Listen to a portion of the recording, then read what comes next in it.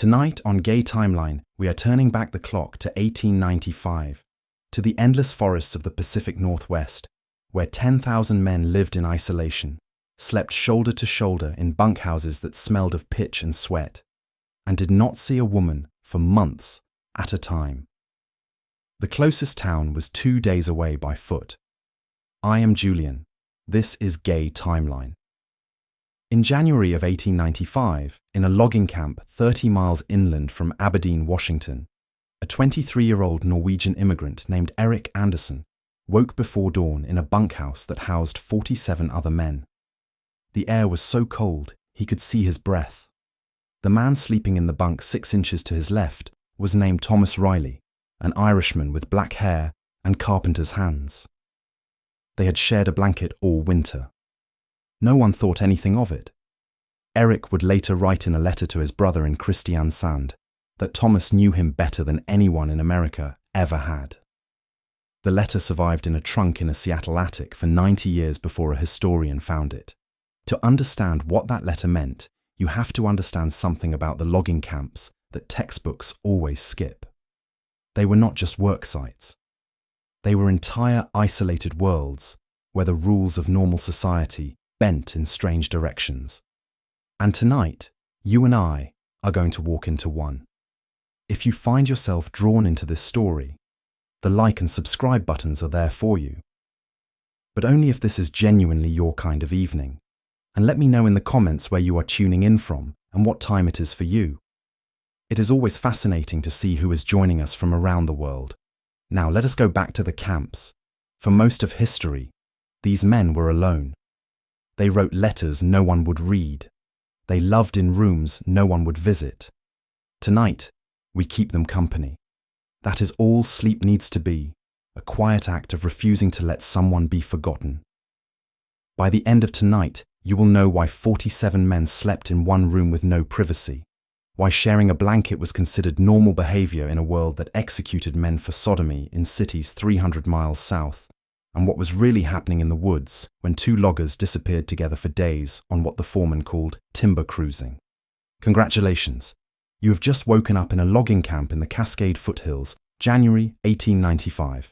You are cold. You are surrounded by men who have not bathed in 3 weeks, and breakfast is salt pork and coffee that could strip paint. Let us see if you can survive. Good luck. The bunkhouse is a single enormous room. No partitions. No privacy, no walls between you and the 46 other men who sleep here. The bunks are stacked too high, built from rough-cut timber, and they line both long walls of the building so tightly that you can reach out from your bed and touch the shoulder of the man across the aisle without stretching. The historian Peter Bogg, who spent years studying masculinity and sexuality in the logging camps of Oregon and Washington, found bunkhouse ledgers that recorded exact sleeping arrangements. In some camps, the bunks were spaced 14 inches apart. In others, men doubled up, not because of space constraints, but because it was warmer. No one questioned it. The camps were too cold and the work too brutal for modesty. You sleep in wool long underwear that you have not changed in 2 weeks. Your boots sit beside your bunk, stiff with frozen mud. The man to your left is named Sven. He is Swedish. He snores. The man to your right is named Charlie, and he is the one who taught you how to sharpen an axe so the edge catches light like a mirror. Last week, Charlie lent you his extra pair of socks when yours rotted through. You have not returned them yet. He has not asked. The stove in the center of the room is still warm from last night, but barely. Someone, probably the cook's assistant, stoked it at 4 in the morning. But that was an hour ago, and the fire is dying. The temperature inside the bunkhouse is maybe 40 degrees. Outside, it is 20. Your breath makes clouds. A bell rings. That bell means you have 10 minutes to dress, piss, and get to the cookhouse. If you miss breakfast, you do not eat until noon. The work starts at first light, and first light in January is 6:30. You pull on your outer clothes, wool trousers gone shiny with pitch and grease, a flannel shirt that used to be red and is now the color of mud, a canvas coat that weighs as much as a dog. Your fingers are stiff. Buttoning anything takes twice as long as it should. Around you, 46 men are doing the same thing. grunting, coughing. No one speaks much before breakfast. The room smells like unwashed men, wet wool, wood smoke, tobacco, and the latrine trench 50 yards downhill, which you can smell even from here when the wind is wrong. It is not pleasant. You are used to it. Human noses adapt to almost anything given 3 days. You step outside. The sky is still dark, but there is a grey line on the eastern horizon that means dawn is coming. The ground is frozen mud with patches of old snow. The cookhouse is the second largest building in camp, a long, low structure with a tin chimney leaking smoke. You can smell coffee from here. Not good coffee. Coffee that has been boiling since 4:30 and will continue boiling until the pot runs dry. But it is hot, and that is all that matters. Inside, the cookhouse is warmer. 2 big iron stoves at either end. Long plank tables with benches. No tablecloths. Tin plates. Tin cups. The cook is a man named Olafsson, 40 years old, missing 2 fingers on his left hand from a sawmill accident in Minnesota. He does not smile. He ladles beans and salt pork onto your plate without looking at you. You take your place on the bench between Sven and Charlie. Breakfast is eaten in near silence. Men are too tired to talk. The pork is so salty it makes your teeth hurt. The beans are soft and grey. The coffee is bitter enough to curl your tongue, but you drink it anyway because it is warm and contains enough caffeine to make your hands stop shaking. You eat everything on your plate. You are always hungry. The work burns calories faster than the food can replace them. At the head of the table, the foreman stands. His name is Frank Hewitt. He is 38, built like a barrel, and he has worked in logging camps since he was 15. His job is to make sure the timber quota gets met. He does not care about much else. He announces the day's assignments. You and Charlie and Sven are on the falling crew, which means you will spend the next 10 hours chopping down trees. 2 men per tree, 1 axe each, alternating strokes until the tree falls. Your back already hurts thinking about it. Hewitt looks at you. He says your name, whatever name you gave when you signed on. He tells you that you and Charlie are going up to Section 9 today, a stand of Douglas fir about 2 miles uphill. He says the snow is not too bad up there yet. He says you should be able to drop 6 trees if you work steady. He does not ask if you have questions. He sits down. Breakfast is over. You and Charlie walk out into the cold. The work starts immediately. You carry axes, a crosscut saw that weighs 40 pounds, a canteen of water, and a whetstone. The walk to Section 9 takes an hour. The trail is a logging road, frozen ruts and mud. Neither of you talks much. The sky is lighter now, pale grey, and you can see your breath. Somewhere above you, a crow calls. That is the only sound besides your boots and Charlie's breathing. You reach Section 9 just after 7. The trees here are Douglas fir, 100 feet tall, trunks so wide that it would take 3 men holding hands to circle one. The bark is rough and red-brown. The forest smells like resin and wet earth. It is quiet in the way only deep woods are quiet, a silence that sits on your shoulders. Charlie picks the first tree. You walk around it, checking for lean, checking for widowmakers, dead branches hung up in the canopy that will fall and kill you when the tree comes down. The tree looks clean. Charlie nods. You nod. You spit on your hands. You lift the axe. The first stroke bites deep into the bark. The sound is sharp and clean. Charlie takes the second stroke, then you, then Charlie, then you. The rhythm builds. Each stroke clears a mouthful of wood. Your muscles remember the motion. You do not have to think about it. Your body knows. An hour passes. 2 hours. The notch in the tree grows. You and Charlie do not talk. You do not need to. The rhythm is the conversation. When one man tires, the other picks up the pace. When your hands start to blister, Charlie wordlessly hands you the jar of pine tar he keeps in his coat pocket. You rub it on your palms. It stings. It helps. By 10 in the morning, the notch is deep enough. You and Charlie switch to the crosscut saw, working from the opposite side of the tree. The saw is 7 feet long, a thin, flexible blade with teeth like a shark. One man pulls, the other pushes, never both at once. The saw slides through the wood with a soft hissing sound. Sawdust piles up around your boots, pale and sweet-smelling. You feel the tree shift. It is a subtle thing, a change in tension, a slight creak. Charlie feels it too. You both step back. The tree leans, slowly at first, then faster. It falls with a sound like thunder, crashes through the smaller trees below it, hits the ground so hard you feel it in your chest. Branches snap, needles fill the air. Then silence. You and Charlie stand there breathing hard. Your shoulders ache. Your hands are bleeding. You do not care. The tree is down. You have done this 1,000 times and it still feels like something. Charlie looks at you. He grins. You grin back. For a moment, there is no cold, no hunger, no exhaustion. Just the work and the man beside you, who knows how to do it. You eat lunch sitting on the fallen tree. Charlie brought bread and cheese wrapped in a cloth. You brought an apple, slightly bruised. You share. The bread is hard, the cheese is sharp, the apple is mealy, and it is the best meal you will eat all day. You do not talk much. There is nothing to say. The woods are quiet. Somewhere far below, you can hear the faint sound of another crew working, axes ringing in the distance. Charlie takes out his tobacco pouch. He rolls a cigarette, lights it with a match, and hands it to you. You take a drag. The smoke is harsh and warm. You hand it back.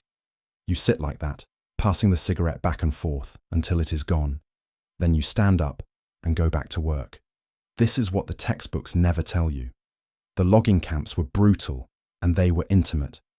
Men lived inches apart, worked side by side, shared blankets, shared food, shared silence.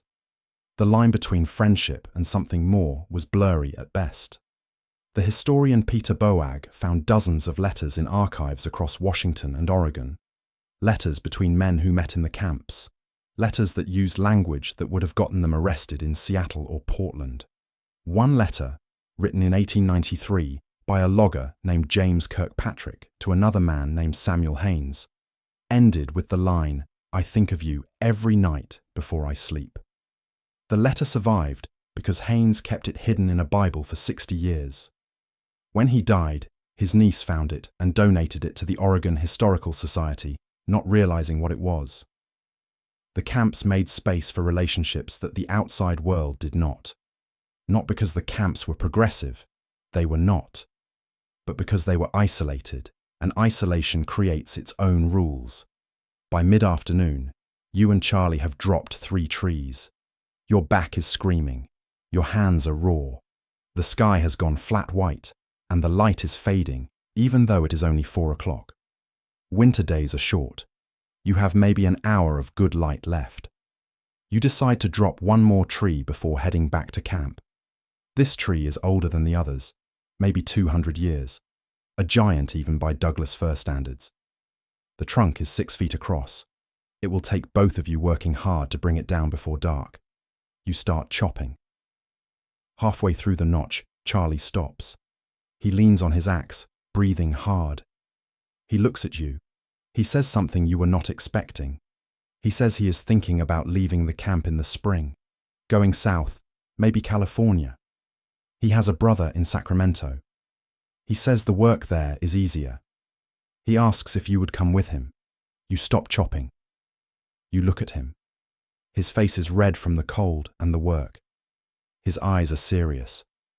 This is the moment that matters, not the tree, the question. You think about the bunkhouse, the 46 men, the stink and the cold and the endless trees. You think about the way Charlie lent you his socks without being asked. You think about the cigarette you shared an hour ago. You think about the fact that in 5 months of working beside this man, you have learned the exact rhythm of his breathing and the way he grins when a tree falls clean. You tell him you will think about it. He nods. He does not push. He picks up his axe, and you pick up yours, and you go back to work. The tree falls just as the last light is fading from the sky. You and Charlie walk back to camp in full dark, navigating by memory and the faint glow of the cookhouse windows in the distance. You do not talk about California. You do not talk about anything. But something has shifted between you, a weight that was not there this morning. When you reach camp, the bunkhouse is already full of men, 30 of them sprawled on bunks, pulling off boots, wrapping blisters, talking in low voices about the day. You and Charlie take your usual places. Your bunk is near the stove. Charlie's is across the aisle, close enough that if you reached out your hand in the dark, you could touch his shoulder. Dinner is stew, mostly potatoes and onions, with a few pieces of meat that might be venison. You eat in the cookhouse, same benches, same silence. After dinner, some men play cards. Some men write letters. Some men just sit and stare at nothing, too tired to do more than exist. You go back to the bunkhouse. You take off your boots, your coat, your outer trousers. You crawl into your bunk in your long underwear and pull the blankets up. The stove is warm tonight. Someone fed it recently. The room smells like wet wool and tobacco and 47 men. Charlie is in his bunk across the aisle. You can hear him shifting, settling in. He coughs once, then quiet. You lie there in the dark, listening to the sounds of men breathing, men snoring, men turning over in their sleep. You think about California. You think about the way Charlie looked at you this afternoon, serious and hopeful. You think about the fact that you said you would think about it, which is not the same as saying no. In the outside world, in the cities, men like you and Charlie were called criminals, sodomites, degenerates. The laws were clear. In Washington Territory, sodomy was punishable by up to 10 years in the state penitentiary at Walla Walla. The law had been on the books since 1854. Between 1880 and 1900, 18 men were convicted under that law in Washington alone.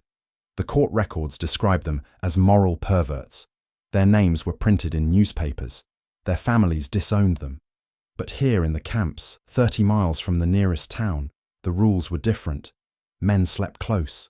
Men shared blankets. Men disappeared into the woods together for days at a time on what the company called timber cruising, scouting new stands of trees to cut. No one supervised them. No one asked questions. What happened in the woods stayed in the woods. The historian Peter Boag, in his book Redressing America's Frontier Past, argues that the logging camps of the Pacific Northwest were spaces where working-class masculinity and same-sex intimacy coexisted without the moral panic that defined urban homosexuality in the same period.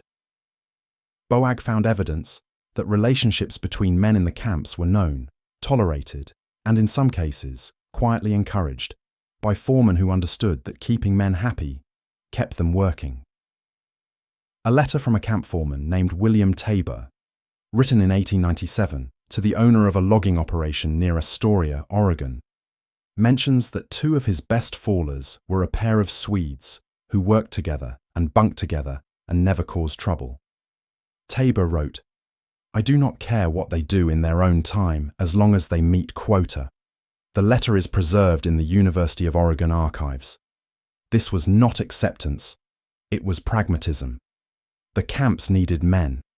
Men who could handle the brutal work, the isolation, the cold, the danger. If two men wanted to share a bunk, that was fine, as long as the trees kept falling. The same behavior that would have gotten them arrested in Seattle was invisible here. Not because it was approved of, but because it was useful. You lie in your bunk and think about this. You think about the men in the cities, the ones who got caught, the ones whose names ended up in newspapers, whose lives were destroyed. You think about how thin the line is between here and there, 30 miles, 2 days on foot. That is all that separates you from the world that would call you a criminal. But tonight, you are here, and Charlie is 6 inches away, breathing quietly in the dark, and no one is asking questions. You fall asleep to the sound of 47 men breathing in unison, a low rhythm like the forest itself, steady and endless, and strangely comforting. Morning comes again. The bell rings. You wake in the cold, dress in the cold, eat in the cold, and walk back out into the trees. The work is the same. The cold is the same. Charlie is beside you, silent and steady, and the axes swing in rhythm, and the trees fall, and the day passes.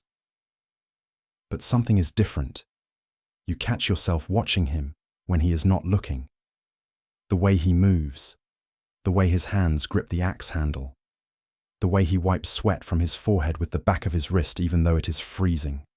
Small things, human things. At lunch, he asks again.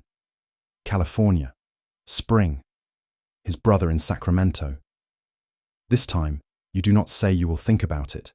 You say yes. He does not smile exactly, but his shoulders relax. He nods. He rolls a cigarette and hands it to you, and you sit there on the fallen tree, smoking, not talking, just being. That night, back in the bunkhouse, you do something you have not done before. You move your bunk, not far, just close enough that when you lie down, your shoulder is touching the wall that Charlie's bunk is against on the other side. It is a small thing, no one notices, but you can feel him there, inches away, breathing in the same rhythm as you. You fall asleep like that, warm, close, safe. And somewhere in the dark, in the endless forest, 10,000 other men are doing the same thing. The days blur together after that. Wake, work, eat, sleep. The rhythm is steady. The trees fall. The winter deepens. By February, the snow is knee-deep in the high sections, and the temperature at night drops low enough that the water in the wash basin freezes solid. Men wrap their faces in scarves to keep their lungs from burning when they breathe. The work does not stop.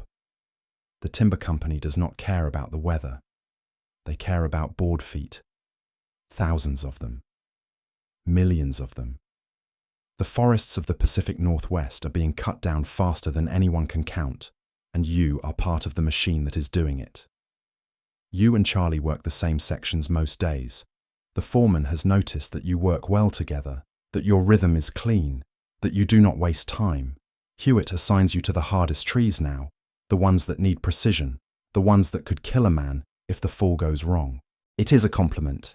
You take it as one.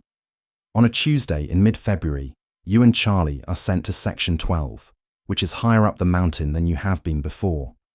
The walk takes 2 hours. The trail is icy.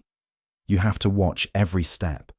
The trees up here are old growth, untouched, giants that were standing when Columbus landed. The company has been eyeing this section for months. Now they want it cleared. You spend the morning chopping. By noon, you have dropped 2 trees, and your shoulders are on fire. You sit down to eat. Charlie unwraps his lunch, bread and dried salmon this time. You have an apple and a piece of hard cheese. You trade half and half, the way you always do. While you are eating, you hear voices. Not close, but not far either. Men, talking loud, laughing. You and Charlie look at each other. You are supposed to be the only crew up here today. You stand up. You walk toward the sound. 50 yards downslope, you find them. 4 men, none of them from your camp. They are sitting on a fallen log, eating lunch, smoking. Their axes are leaned against a tree. They are wearing the canvas coats that mark them as workers for the Polson Logging Company, a rival outfit that operates 20 miles west. You know the name because the camps talk. Polson pays less, works men harder, loses more men to accidents. Their foreman is a bastard named Crenshaw who once broke a man's jaw for talking back. One of the Polson men sees you. He stands up. He is big, 30-something, blonde beard, gap between his front teeth. He grins. He asks what camp you are from. You tell him. He nods. He introduces himself as Lars. He says they are cruising timber, scouting for their company. He asks if your company is planning to log Section 12. You say yes. He says that is a problem, because his company thinks Section 12 is theirs. You say that is between the companies, not you. Lars nods. He seems friendly enough. He offers you a cigarette. You take it. Charlie takes one too. The 6 of you stand there smoking, talking about the weather, the work, the usual things men talk about when they meet in the woods. Lars asks how long you have been in the camps. You tell him. He says he has been at it for 7 years, ever since he came over from Norway. He says the work is brutal, but the money is better than anything he could make back home. You agree. One of the other Polson men, a skinny guy with a scar across his cheek, asks if your camp is hiring. You say you do not know, that he should ask the foreman. The man nods. He says he is thinking of quitting Polson, that Crenshaw is a son of a bitch, that the food is terrible and the bunks are crawling with lice. You say your camp is not much better, but at least the foreman does not hit people. The man laughs. He says that is an improvement. You finish the cigarette. You say you need to get back to work. Lars nods. He says maybe he will see you around. You say maybe. You and Charlie walk back to your section. When you are out of earshot, Charlie says he does not trust them. He says Polson men are trouble, that there have been fights before between camps when territory disputes come up. You say they seemed fine. Charlie says seeming fine is not the same as being fine. You do not argue. Charlie has been in the camps longer than you. He knows things you do not. You go back to work. You drop 2 more trees before the light fades. When you get back to camp that night, you mention the Polson men to Hewitt. He listens, frowns, and says he will send word to the company office.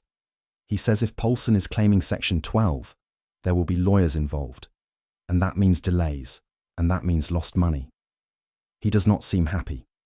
You do not blame him. A week passes. The weather gets worse. A storm moves in from the coast. Heavy wet snow that falls for 3 days straight. The camp is snowed in. No one can work. The men sit in the bunkhouse, playing cards, mending clothes, sharpening tools, going slowly insane from boredom. 47 men trapped in one room with nothing to do is a recipe for fights. Tempers flare. A man named Otto punches a man named Jim over a poker game. Hewitt separates them, threatens to dock their pay, and the bunkhouse goes quiet again. You and Charlie spend the time talking, really talking, for the first time since you met. You learn things about him you did not know. He grew up in County Cork, on a farm, the youngest of 6 brothers. He came to America in 1888, worked in a coal mine in Pennsylvania for 2 years, hated it, moved west. He has been in the camps ever since. He says he likes the woods, likes the solitude, likes the fact that no one cares where you came from or what you did before.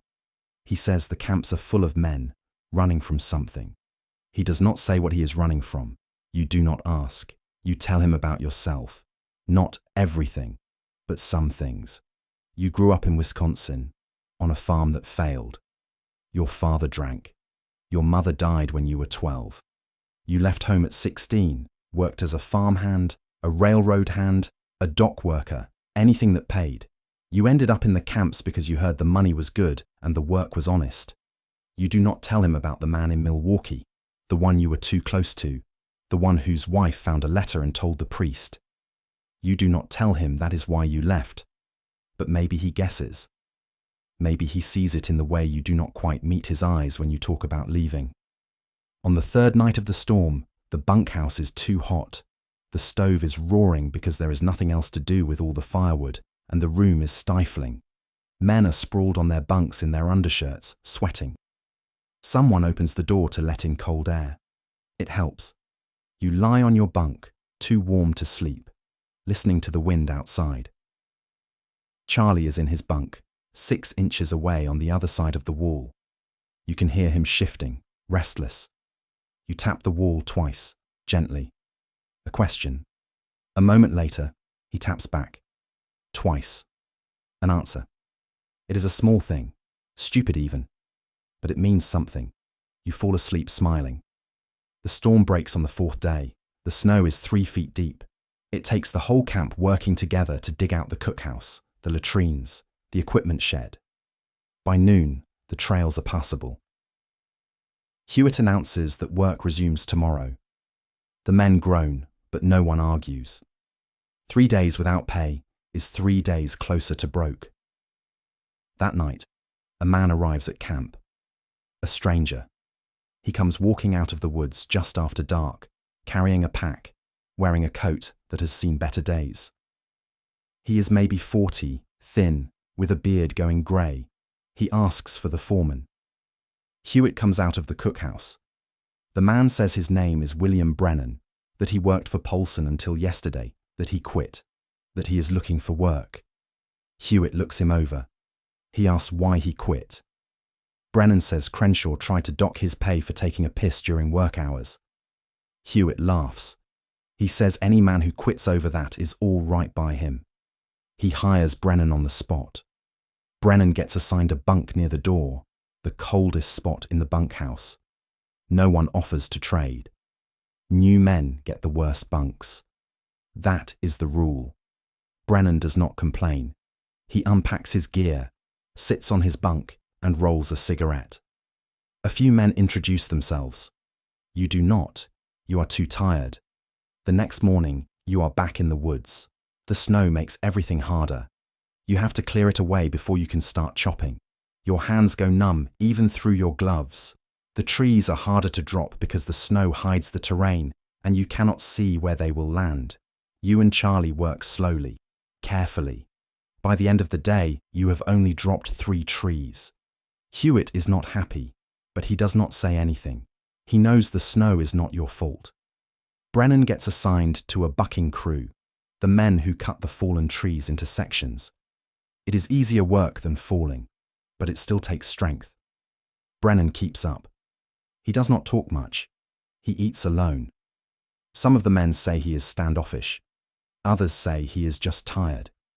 You do not have an opinion either way. A week later, something happens. You and Charlie are working Section 9 again, a section you have been clearing on and off for a month. You are halfway through a big fir when you hear a crash, then shouting. You drop your axe and run. 50 yards downslope, a tree has fallen wrong. It hit another tree on the way down, and the impact sent a dead branch flying. The branch hit a man named Peter Swenson in the chest. He is on the ground, bleeding, conscious but in pain. The other men are standing around, not sure what to do. Charlie kneels down. He checks the wound. It is bad. The branch punched through Swenson's coat and shirt, tore open his chest. Blood is soaking into the snow.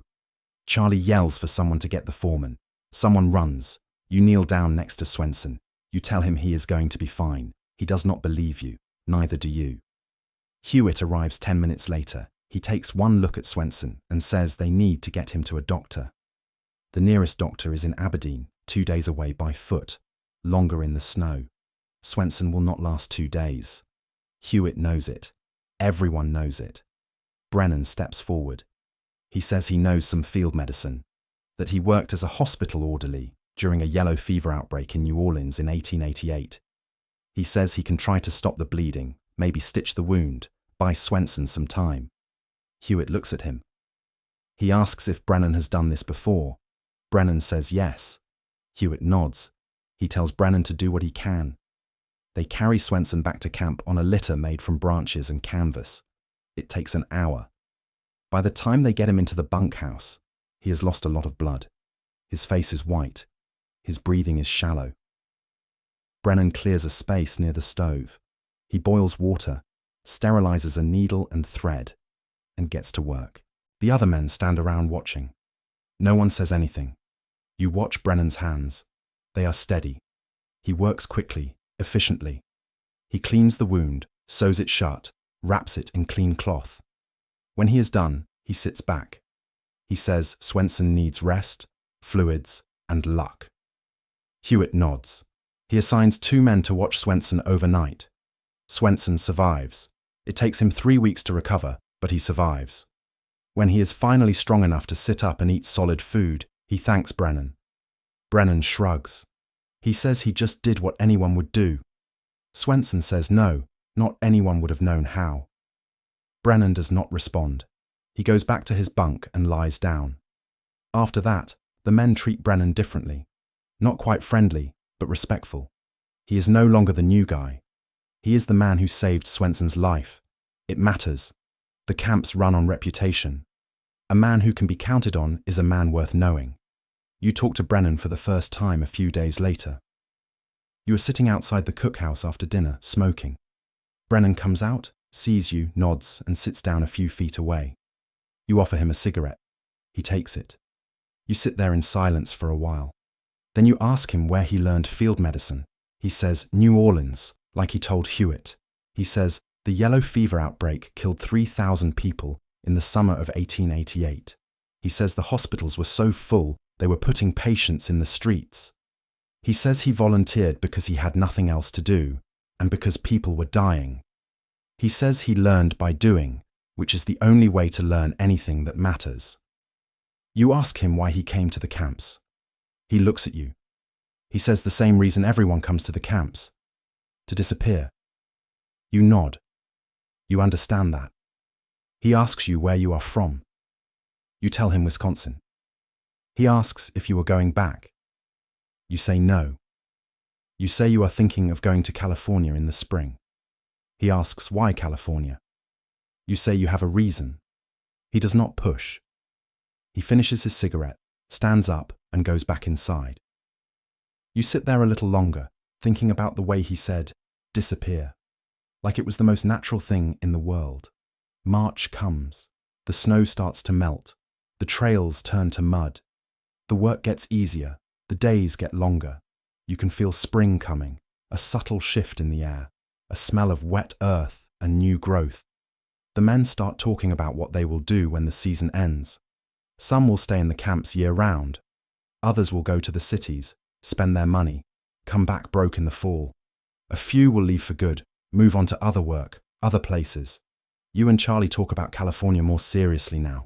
You figure out the logistics. You will leave in April when the snow is gone. You will walk to Aberdeen, catch a train south. Charlie's brother in Sacramento works in a cannery. He says he can get you both jobs. The pay is not as good as the camps, but the work is steady, and you will be in a city, with real beds and real food, and no more endless trees. It sounds good. It sounds like a future. One night in late March, you and Charlie are lying in your bunks, not quite asleep. The bunkhouse is quieter than usual. Most of the men are exhausted. A long day, a hard day. You can hear someone snoring. You can hear the wind outside. Charlie says your name quietly. You tap the wall. He taps back. Then he says something you were not expecting. He says he is glad you said yes. He says he did not want to go to California alone. He says it matters, having someone. He does not say anything more than that. He does not have to. You lie there in the dark, your shoulder pressed against the wall, and you think about the way the word someone sounded in his voice, like it meant more than just a companion, like it meant something specific, something the world outside the camps does not have a word for. Or if it does, it is a word that gets men arrested. You do not say anything back. You do not need to. You just tap the wall twice. He taps back twice, and that is enough. The next morning, you wake to shouting. Something is wrong. You pull on your boots and stumble outside. The sky is just getting light. Men are gathered near the equipment shed. Hewitt is there, his face red, yelling. You push through the crowd. You see what the problem is. Someone has vandalized the equipment. Axes have been dulled, saw blades bent, ropes cut. It is deliberate. It is sabotage. Hewitt is furious. He demands to know who did it. No one admits to anything. No one saw anything. Hewitt says if he finds out who is responsible, he will throw them out of camp with no pay. The men disperse, muttering. You and Charlie walk to the cookhouse. You sit down for breakfast. The mood is tense. Men are glancing at each other, suspicious. Sabotage is rare in the camps, but it happens. Usually it is someone with a grudge, someone who got cheated on pay or passed over for a promotion. Sometimes it is someone who just snapped, who could not take the isolation anymore and decided to lash out. Brennan sits down next to you. He says quietly that he thinks he knows who did it. You look at him. He says last night, around midnight, he woke up to use the latrine. On his way back, he saw someone near the equipment shed. He did not get a good look, but he saw enough. A man, medium build, wearing a dark coat. The man was bent over something, working with his hands. When Brennan got closer, the man heard him and ran. Brennan did not chase him. He went back to bed. He did not think much of it until this morning. You ask Brennan if he told Hewitt. He says no. He says he does not want to get involved. He says if he is wrong, he will have made an enemy. If he is right, he will have made a worse enemy. You understand that. The camps are small. Grudges last. You ask him what he thinks you should do. He says nothing. He says if Hewitt wants to know, Hewitt can ask. He says it is not your problem. You nod. You eat your breakfast. You do not say anything to Hewitt. The equipment gets repaired. It takes most of the day. Work resumes the next morning. Hewitt never finds out who did it. Or if he does not say. The tension in camp fades after a week. Men forget. They move on. That is how the camps work. You do not dwell. You do not look back. You just keep cutting trees. April arrives. The snow is almost gone. The trails are passable. You and Charlie tell Hewitt you are leaving at the end of the month. He is not happy about losing a good falling crew, but he does not argue. Men leave all the time. He asks if you want your pay now or at the end of the month. You say the end of the month. He nods. He shakes your hand. He shakes Charlie's hand. He says you are welcome back if California does not work out. You thank him. You know you will not be back. The last 2 weeks in camp feel strange. You are still doing the work, still waking up at dawn, still swinging the axe, but your mind is somewhere else. You are thinking about the train. You are thinking about Sacramento.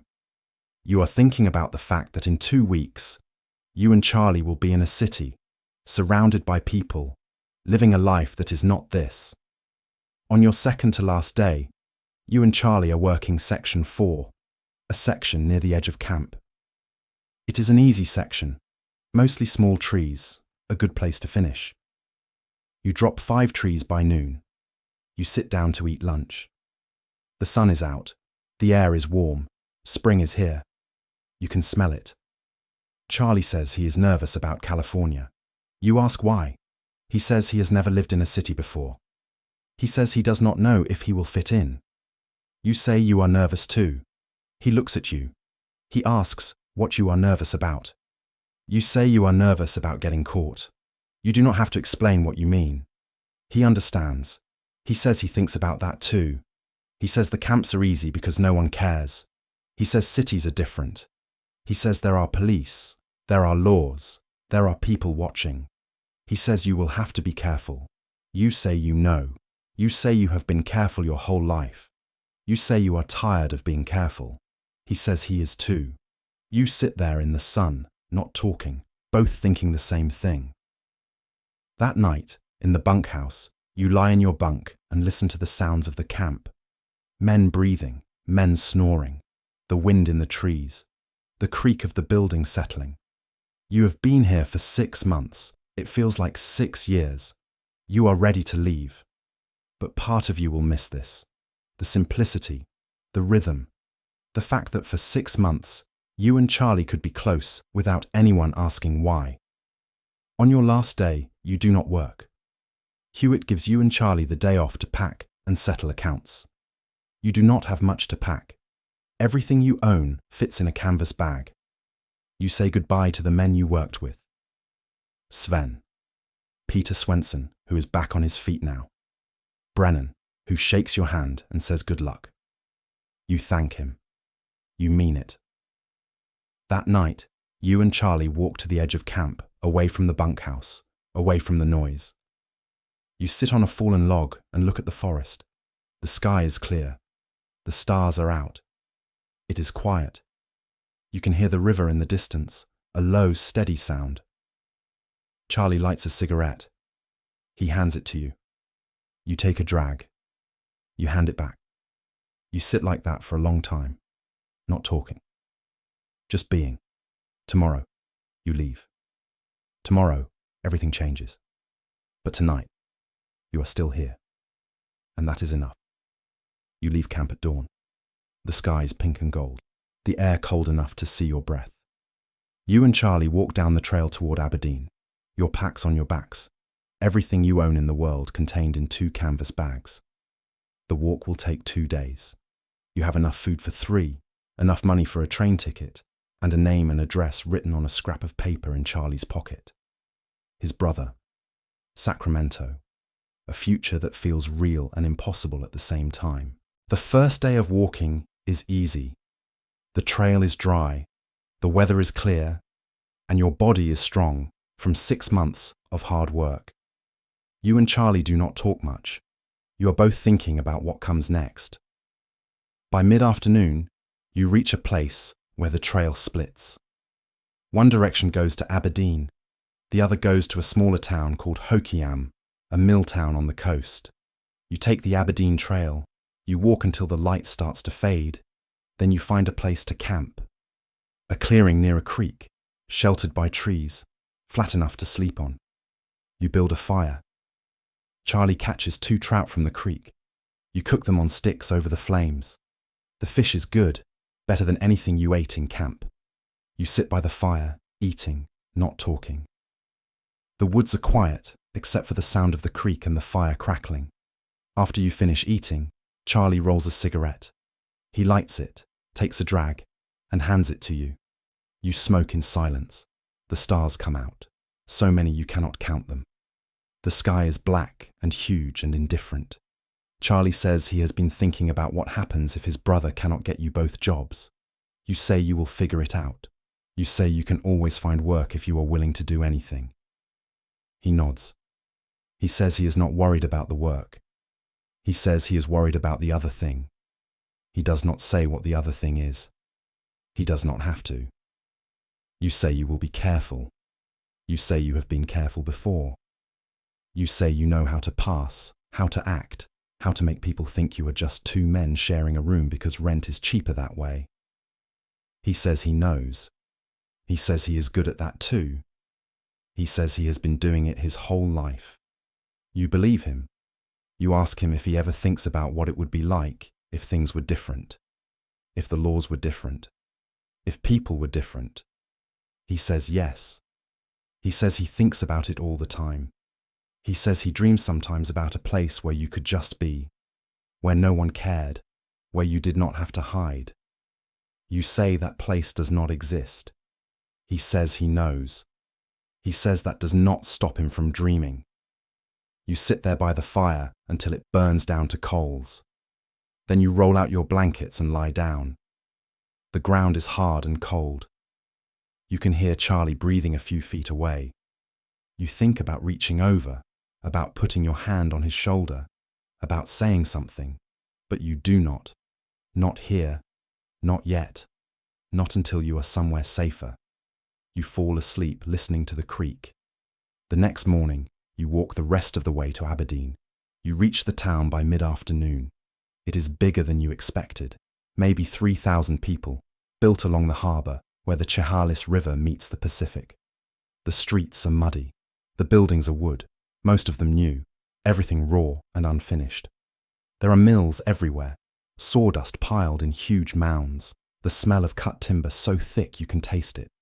Men are everywhere, loggers and mill workers and sailors, all of them loud, all of them moving fast. The town feels chaotic after 6 months in the quiet of the woods. You and Charlie find a boarding house near the docks.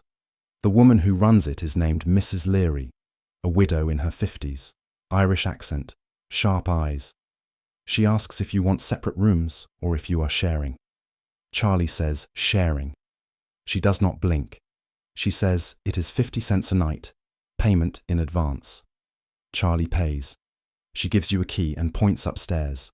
The room is small, 2 narrow beds, a window that looks out on the street, a wash basin, a chamber pot. It is not much, but it is warm and dry and private. You drop your pack on one of the beds. Charlie drops his on the other. You look at each other. For the first time in 6 months, you are alone together in a room with a door that locks. Neither of you moves. The moment stretches. Then Charlie laughs, a short, nervous laugh, and says he needs to find the train station, figure out when the next train south leaves.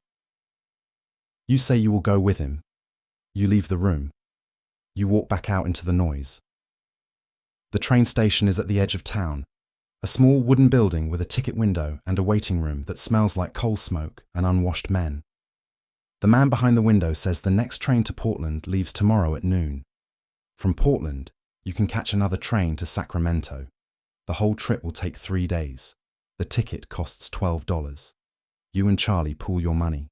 You have enough, barely. You buy 2 tickets. The man stamps them and hands them over. You put them in your pocket. You walk back to the boarding house. That night, you and Charlie eat dinner in a tavern near the docks. The food is bad, boiled beef and potatoes, but it is hot and there is a lot of it. The tavern is full of men, loggers mostly, some of them from camps you recognize. You see a man you worked with briefly in January, a Swede named Anders. He sees you, waves, comes over. He asks where you have been. You say you just left camp. He says he left 2 weeks ago. He says he is working in a mill now, 12-hour shifts, 6 days a week. He says the money is better than the camps. He asks where you are headed. You say California. He nods. He says he has heard California is good. He buys you a beer. You drink it. He talks for a while about the mill, about the work, about a foreman who is a bastard. You listen. Charlie listens. After a while, Anders says he has to go. He shakes your hand. He leaves. You and Charlie finish your beer and walk back to the boarding house. It is dark now. The streets are quieter. You can hear the sound of the harbour, water lapping against the docks, the creak of boats pulling at their moorings. You go upstairs to your room. You light the lamp. You close the door. For a moment, neither of you moves. Then Charlie sits down on his bed. He takes off his boots. You sit down on your bed. You take off your boots. The room is small enough that your knees are almost touching. You can hear people moving around in the other rooms. Footsteps, voices, the sounds of a building full of people. You are not alone. But you are alone enough. Charlie looks at you. He says tomorrow you will be on a train. You say yes. He says the day after that you will be in a city. You say yes. He says things will be different there. You say you know. He says he is glad you are coming with him. You say you are glad too. You do not touch. You do not move closer. But something passes between you, an understanding, a promise. Tomorrow you leave. But tonight you are here. And that is enough. You sleep in separate beds. You lie there in the dark, listening to Charlie breathe. You think about the camps, the bunkhouse, the wall between you that was thin enough to feel his presence through. You think about the fact that tomorrow there will be no wall. Tomorrow you will be on a train, side by side, heading toward a life you cannot quite imagine. You fall asleep thinking about that. The train leaves at noon. You and Charlie are at the station an hour early. You sit on a bench outside, your packs at your feet, watching people come and go. There are families, men in suits, women in long dresses, children running around. It is strange seeing women after 6 months of none. You had almost forgotten what they looked like. Charlie nudges you. He says you are staring. You say you are not. He grins. You grin back. The train arrives on time. It is a passenger train, nothing fancy, but it has real seats and windows and a roof that does not leak.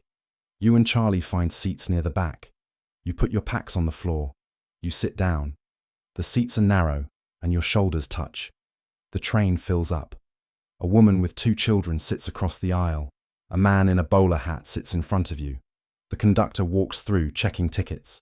He looks at yours, punches a hole, hands them back. The train lurches forward. You are moving. Aberdeen disappears behind you. The train follows the coast for a while, and you can see the Pacific through the trees, grey and huge and empty. Then the train turns inland, and the landscape changes. Forests give way to farmland, fields of mud and stumps where the trees used to be. You see towns, small clusters of buildings, gone in seconds. You see rivers, bridges, mountains in the distance. The world is bigger than you remembered. Charlie falls asleep with his head against the window. You sit there watching him. His face is relaxed in sleep, younger looking, less guarded. You think about the fact that you have known this man for 6 months, and you still do not know everything about him. You do not know his middle name. You do not know if he has ever been in love before.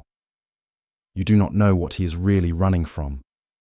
But you know the way he swings an axe. You know the rhythm of his breathing. You know the way he hands you a cigarette without being asked. And maybe that is enough. The train stops in a town called Centralia. Some passengers get off. Some get on. A man sits down next to you, an older man with a grey beard and a worn Bible in his lap. He nods at you. You nod back. He opens the Bible and starts reading. You look out the window. The train starts moving again. You reach Portland just after dark. The train stops at Union Station, a big building with high ceilings and gas lamps and more people than you have seen in one place in a long time. You and Charlie get off the train. You follow the crowd out to the street. Portland is a real city, bigger than Aberdeen, bigger than anything you have seen since you left Wisconsin. Buildings 3 and 4 stories tall, electric lights, streetcars pulled by horses, noise everywhere. You stand there on the sidewalk, overwhelmed. Charlie looks at you. He says you need to find a place to sleep. You nod. You find another boarding house, this one run by a German woman named Mrs. Kessler. She asks the same question Mrs. Leary asked. You give the same answer. She gives you the same look, a look that says she knows exactly what you are, but does not care as long as you pay. You pay. She gives you a key. The room is on the 3rd floor, up a narrow staircase, smaller than the last one but cleaner. 2 beds again. A window that looks out on an alley. You drop your packs. You sit down. You are exhausted. 2 days of walking and a full day on the train. You want to sleep, but you are too wound up. Charlie says he is going to find food. You say you will come. You walk through the streets of Portland, looking for a place to eat. You find a restaurant near the train station. Nothing fancy, but it smells good. You go in. You sit at a table near the back. A waitress comes over, a young woman with red hair and a tired smile. She asks what you want. You order stew. Charlie orders the same. The waitress brings it. You eat. The stew is good, thick and meaty, the first real meal you have had in days. You eat everything in the bowl. You order more. Charlie laughs. He says you eat like you are still in the camps. You say old habits die hard. After dinner, you walk back to the boarding house. The streets are still busy, even at night. Men in groups, laughing, drunk. Women in doorways, calling out to passers-by. You keep your head down. Charlie does the same. You do not want trouble. You just want to get back to the room. You make it back without incident. You go upstairs. You close the door. You lock it. You sit down on your bed. Charlie sits down on his. You both take off your boots. The room is quiet.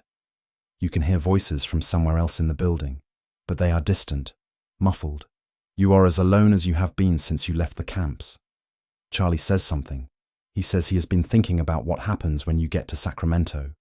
He says his brother does not know about him, does not know about the reason he left Ireland. He says he told his brother he left because of work, because there was nothing for him at home. He says his brother believed him. He says he does not know if his brother will still help if he finds out the truth. You say you understand. You say your family does not know about you either. You say they think you are working out west, sending money home when you can. You say you have not sent money home in 2 years. You say you do not plan to. He asks if you ever think about telling them. You say no. You say there is no point. You say they would disown you, or worse. He says his family would do the same. He says the church would get involved. He says his mother would cry, and his father would drink, and his brothers would pretend he never existed. You say that is why you do not tell them. He nods. He says that is why he does not either. You sit there in the silence. Then you say something you have been thinking for a while. You say you are tired of hiding. You say you have been hiding your whole life, and you are tired. You say you do not know what it would be like not to hide, but you want to find out. He looks at you. He says he does too. He says that is why he asked you to come with him. He says he did not want to do it alone. You say you are glad he asked. You do not touch. You do not cross the space between the 2 beds. But the air in the room feels different, charged, like something is about to happen. Neither of you moves. The moment stretches. Then Charlie stands up. He walks to the window.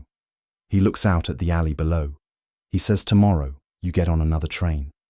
He says the day after that, you will be in California. He says everything will be different. You say you know. He turns around. He looks at you. He says he needs to know something.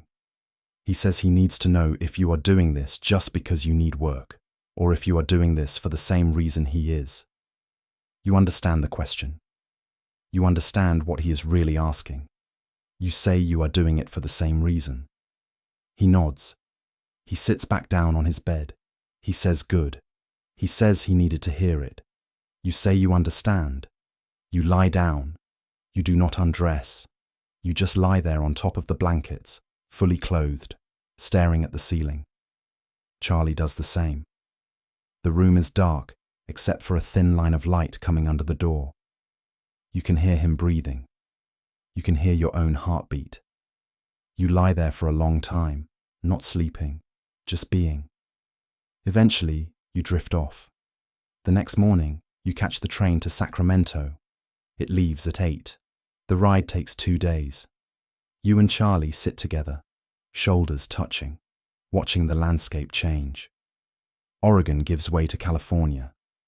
The trees thin out. The air gets warmer. By the second day, you are passing through farmland, flat and green, vineyards and orchards stretching to the horizon. It is beautiful in a way the forests never were. Open, bright. You can see for miles. You reach Sacramento in the late afternoon. The train pulls into the station and you and Charlie get off. The platform is crowded, people everywhere, noise and heat and the smell of dust and horses. Charlie looks around. He is nervous. You can see it in the way he holds himself, tense, uncertain. He says he needs to find his brother. You say you will help. You ask a man on the platform where the cannery is. He points west. He says it is about a mile near the river. You thank him. You and Charlie start walking. The city is hot, hotter than anything you felt in the camps. The sun is bright and hard. By the time you reach the cannery, you're both sweating. The cannery is a big brick building near the Sacramento River, surrounded by smaller buildings and warehouses.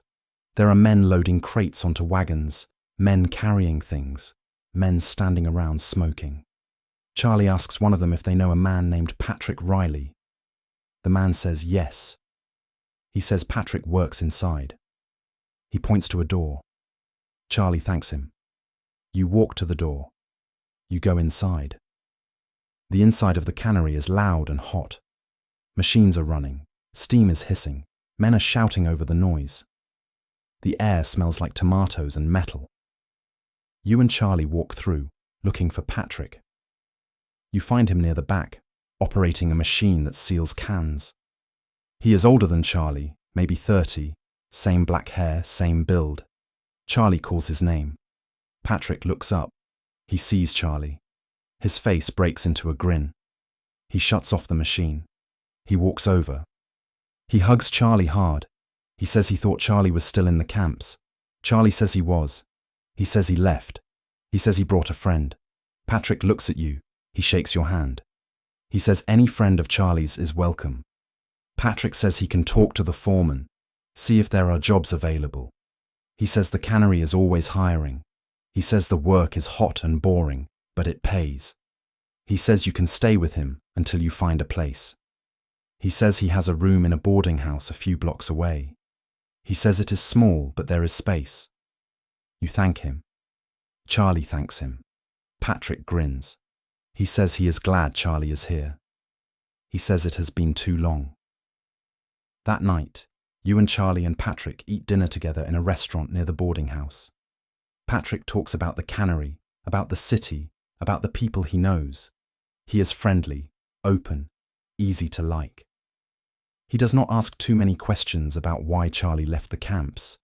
He does not ask about you. He just seems happy to have his brother around. You eat and listen.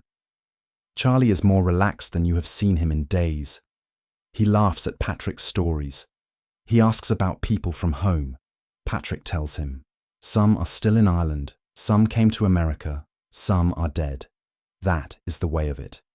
After dinner, Patrick shows you his room.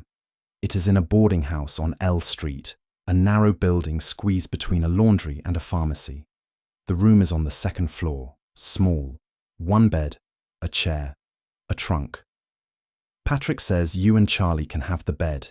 He says he will sleep on the floor. Charlie says no. Patrick says he insists. You do not argue. That night, you and Charlie lie in Patrick's bed side by side, not touching. The room is hot, even with the window open.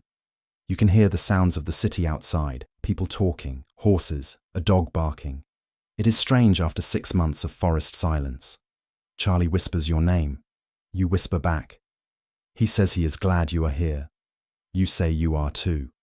You lie there in the dark, listening to Patrick snore on the floor, and you think about the fact that this is your life now. A city, a room, a man beside you. No more trees, no more isolation. Just this. You fall asleep thinking about the camps, the bunkhouse, the wall between you, the way you could feel Charlie breathing on the other side, the way you tapped twice and he tapped back. You wonder if you will miss it.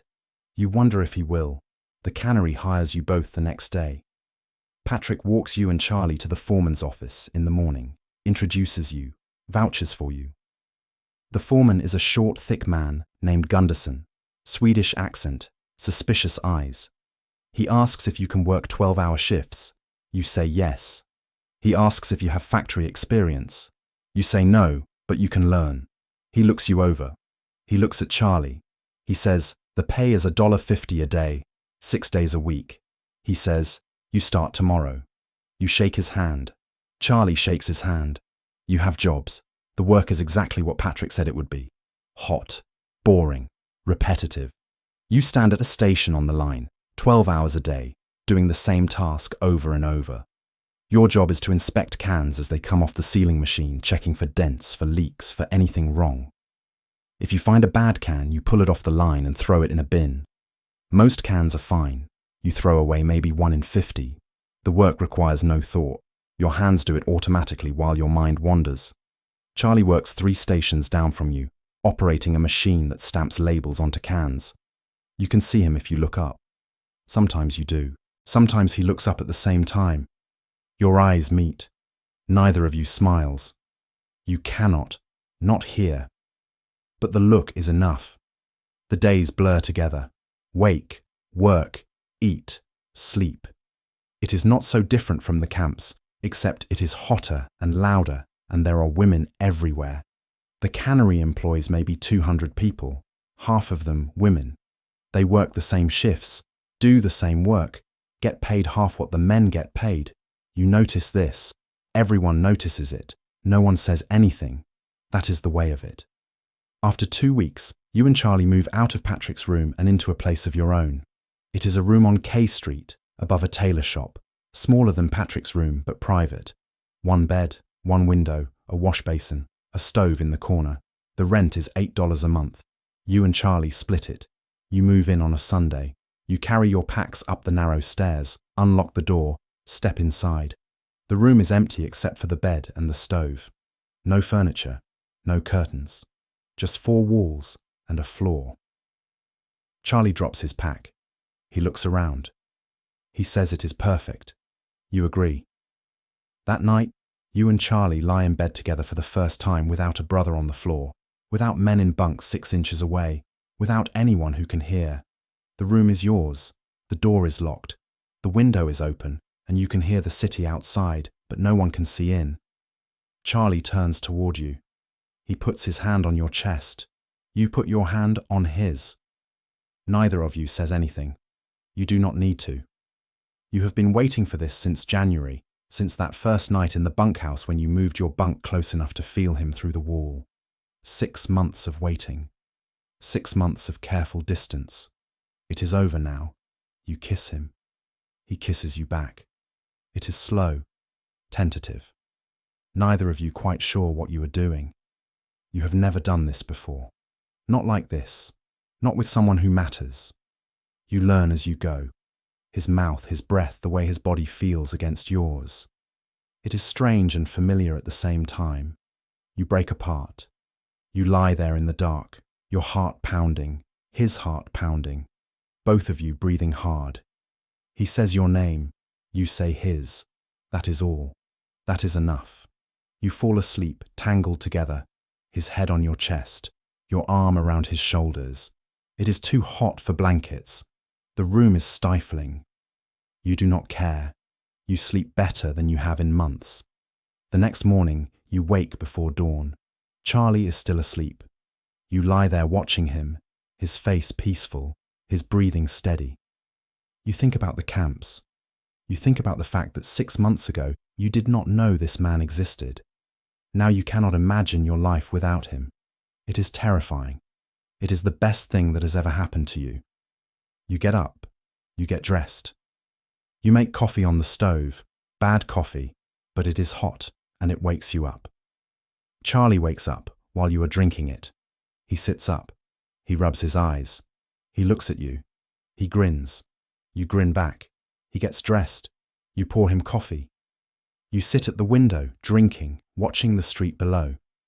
People are already moving, heading to work, to market, to wherever they are going. The city never stops. You are part of it now. The weeks pass. You and Charlie settle into a rhythm. Work, home, sleep. On Sundays, you do not work. You sleep late, make breakfast, walk around the city. Sacramento is bigger than you thought, sprawling and chaotic, full of people from everywhere. You see Chinese men in groups, speaking a language you do not understand. You see Mexican families, Italian families, black families. You see men in fine suits and men in rags. The city contains everything. You are just 2 more men in a sea of men. No one looks twice. One Sunday in June, you and Charlie walk to the river. It is hot, over 100 degrees. The air so thick you can barely breathe. The river is the only relief. Men are swimming. Women are washing clothes. Children are playing in the shallows. You and Charlie find a spot under a tree, sit down, take off your boots. The grass is dry and yellow. The tree provides some shade, but not much. You sit there watching the river, not talking. A man approaches. He is young, maybe 20, wearing a straw hat and a loose shirt. He sits down a few feet away. He does not ask permission. He just sits. He looks at the river. Then he looks at you. He says it is a hot one. You agree. He says his name is David. He says he works at a printing press downtown. He asks what you do. You tell him. He nods. He says he used to work in a cannery, hated it, quit after 3 months. You say you do not love it either. He grins. He says no one loves it. He asks where you are from. You tell him Wisconsin, then the camps. He asks which camps. You say the ones near Aberdeen. He nods. He says he has heard about the camps. He says he has heard they are rough. You say they are. He asks why you left.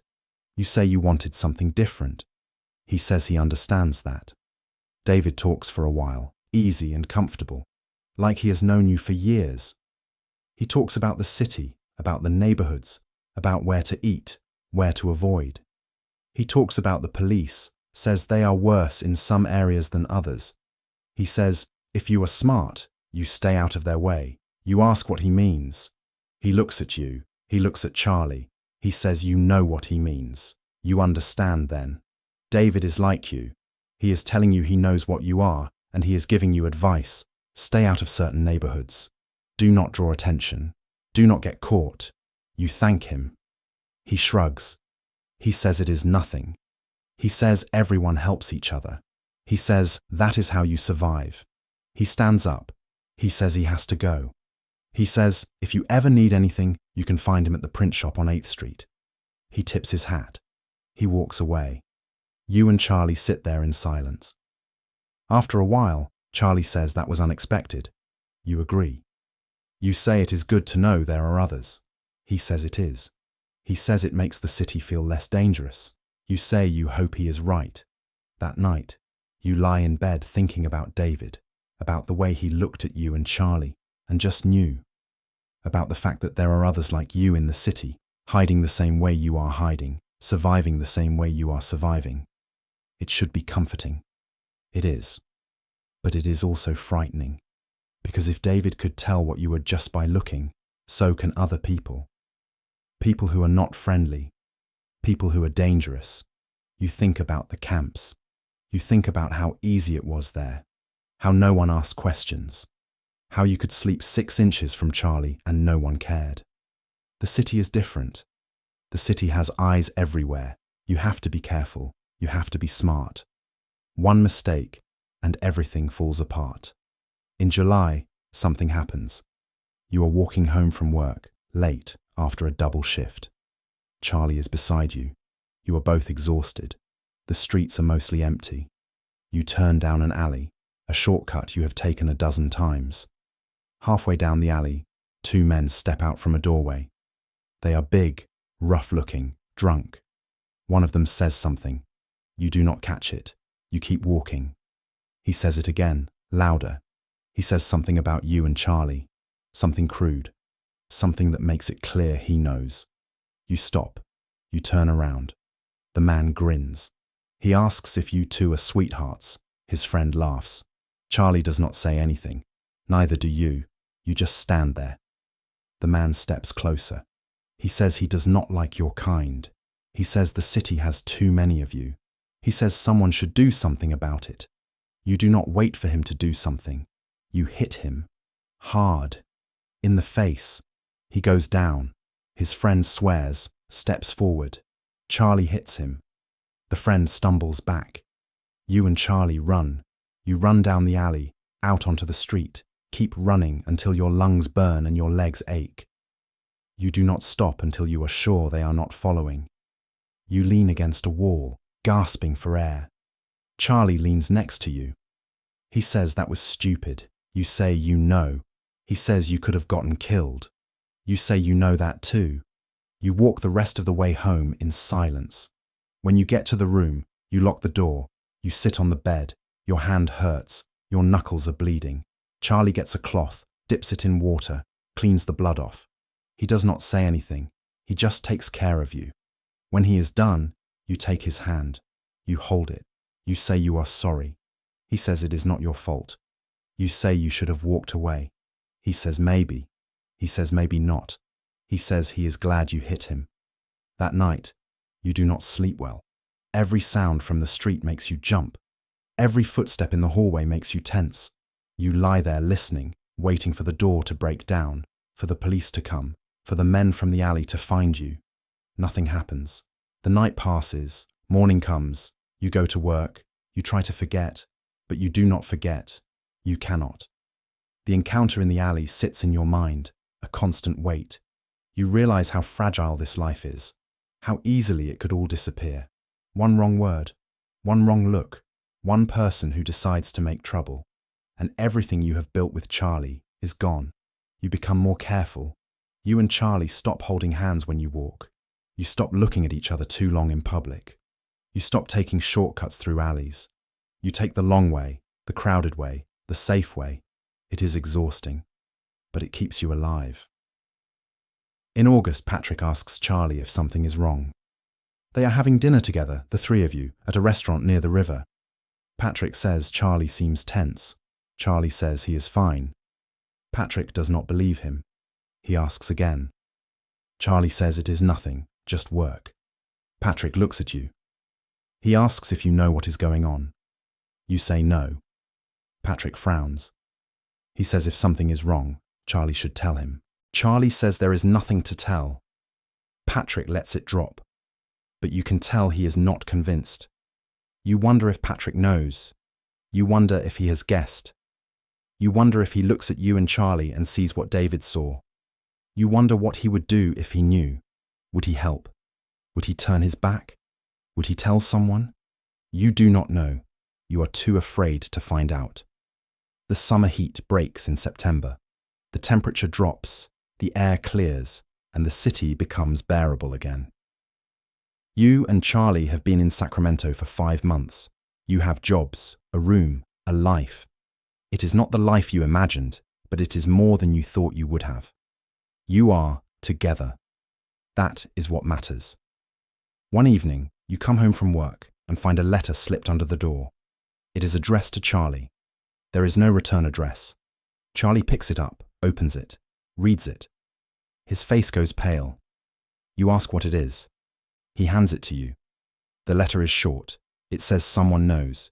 It says someone is watching. It says you should leave Sacramento before something happens. It is not signed. You read it twice. You ask Charlie if he knows who sent it. He says no. You ask if he thinks it is a real threat or just someone trying to scare you. He says he does not know. He says it does not matter. He says if someone knows, you are not safe. You agree. You talk about leaving, about going somewhere else. San Francisco, maybe. Or Los Angeles. Or back north to Portland, to Seattle.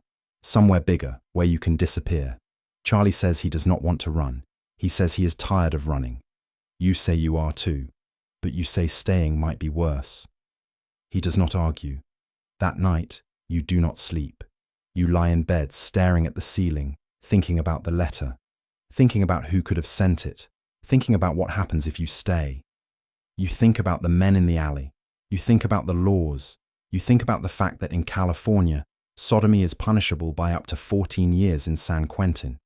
You think about the men who have been caught, the men whose names appeared in newspapers, the men whose lives were destroyed. You think about how easily you could become one of them. In the morning, you and Charlie make a decision. You will stay. You will be more careful. You will not let fear control you. You will live your lives as quietly as possible, and you will hope that whoever sent the letter is bluffing. It is not a good plan, but it is the only plan you have. The weeks pass. Nothing happens. No more letters. No more men in alleys. No police at the door. Life goes on. You start to relax. Maybe the letter was nothing. Maybe someone was just trying to scare you. Maybe you are safe after all. In October, you and Charlie go back to the river. It is cooler now, the heat of summer gone, the air crisp and clear. You sit under the same tree where you met David. You have not seen him since that day. You wonder if he is still in the city. You wonder if he got a letter too. Charlie says he has been thinking about the camps. You ask what about them. He says he misses the simplicity. He says he misses the way no one asks questions. He says the city is harder than he thought it would be. You say you feel the same way. You say you miss the trees, the quiet, the way life made sense there. You say you miss waking up and knowing exactly what the day would hold. Chop trees, eat, sleep, repeat. No surprises, no threats. Just work and exhaustion, and Charlie 6 inches away on the other side of the wall. He asks if you regret leaving. You say no. You say leaving was the right choice. You say staying in the camps meant staying in hiding forever. You say, at least here, in the city, you have a chance at something more, even if it is dangerous, even if it is hard. He nods. He says he thinks so too. He says he just wishes it were easier. You say it will never be easy.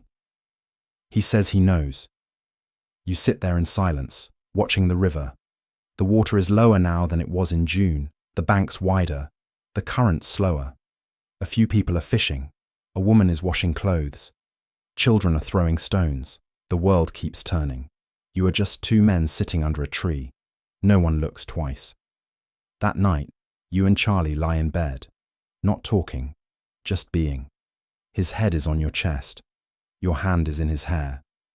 The room is dark, except for the moonlight coming through the window. You can hear the city outside, distant and muffled. You think about the camps again. You think about Eric Anderson, the Norwegian logger you were 6 months ago, the man who woke up in a bunkhouse with 46 other men and did not know what his life would become. You think about how much has changed, how much you have changed. Charlie says your name. You say yes. He says he loves you. It is the first time either of you has said it. You do not know what to say back. You have never said those words to anyone. You are not sure you know how, but you say it anyway. You say you love him too. He lifts his head. He kisses you. It is soft, gentle, nothing urgent. Just a kiss. Just the truth. You fall asleep like that, together, safe, for now. The next morning, you wake to pounding on the door. hard, insistent, angry. You sit up. Charlie sits up. You look at each other. The pounding comes again. A voice shouts, "Police! Open up!" Your blood goes cold. This is it. This is what you have been afraid of. Someone reported you. The letter was real. You are caught. Charlie starts to get dressed. You do the same. Your hands are shaking. The pounding continues. The voice shouts again. You have 10 seconds. You look around the room. There is no other way out. The window leads to a 2-story drop. The door is the only exit. You are trapped. Charlie looks at you. He says he is sorry. You say it is not his fault.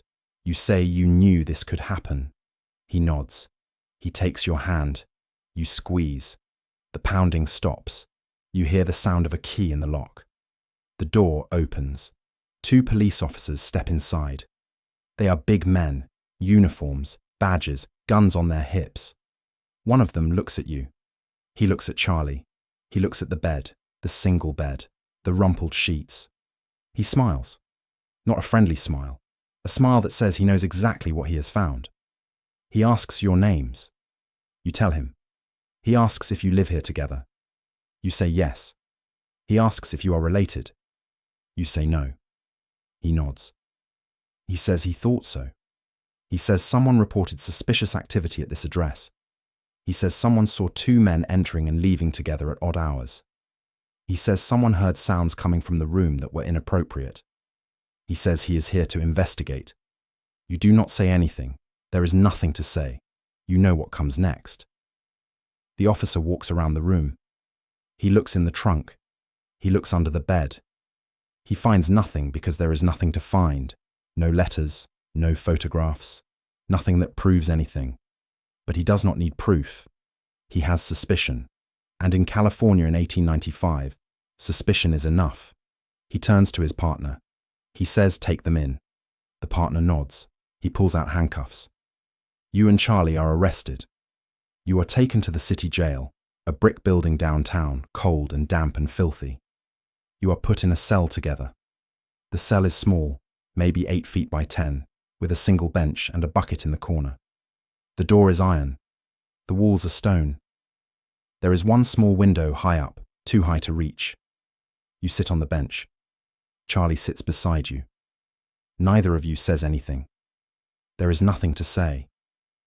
You sit in that cell for 3 days. No one tells you what you are being charged with. No one tells you when you will see a judge. No one tells you anything. Guards bring food twice a day, bread and water, sometimes a thin soup that tastes like dishwater. You eat because you have to. The cell is cold at night, hot during the day. The bucket in the corner smells. You and Charlie take turns sleeping on the bench. When one sleeps, the other sits on the floor. The floor is stone. It is hard and cold and leaves you aching. On the second day, a guard tells you that you can send word to someone if you want. One person, one message. Charlie says, "Send word to Patrick." You write a note on a scrap of paper the guard provides. The note says you have been arrested. It says you need help. It does not say why you were arrested. The guard takes the note. You do not know if Patrick will get it. You do not know if he will come. On the third day, Patrick comes. A guard brings him to the cell. He stands outside the bars, looking at you and Charlie. His face is unreadable. He does not say anything for a long time. Then he asks what happened. Charlie tells him.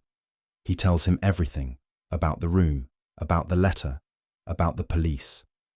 He does not say the words out loud, but Patrick understands. You can see it in his eyes. He knows. Patrick is quiet.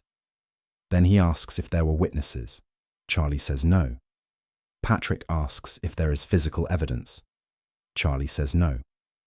Patrick nods. He says, "That is good." He says without evidence, the charges might not stick. He says he will find a lawyer. He says he will do what he can. Charlie thanks him. Patrick does not smile. He just nods. He looks at you. He does not say anything. Then he leaves. You do not know if he is angry or disgusted, or just trying to process what he has learned. You do not know if he will actually help. You sit on the bench and wait. The next day, a lawyer comes. His name is Benjamin Marsh. He is maybe 50, grey hair, expensive suit, tired eyes. Patrick hired him. Marsh sits outside the cell and asks you questions. He asks what happened. He asks if anyone saw anything. He asks if you confessed to anything. You say no. Charlie says no. Marsh nods. He says the police have no case. He says all they have is suspicion. He says in California, that is not enough for a conviction. He says he will argue that you are roommates, nothing more, that sharing a room is not a crime. He says, if you stick to that story, you might walk away.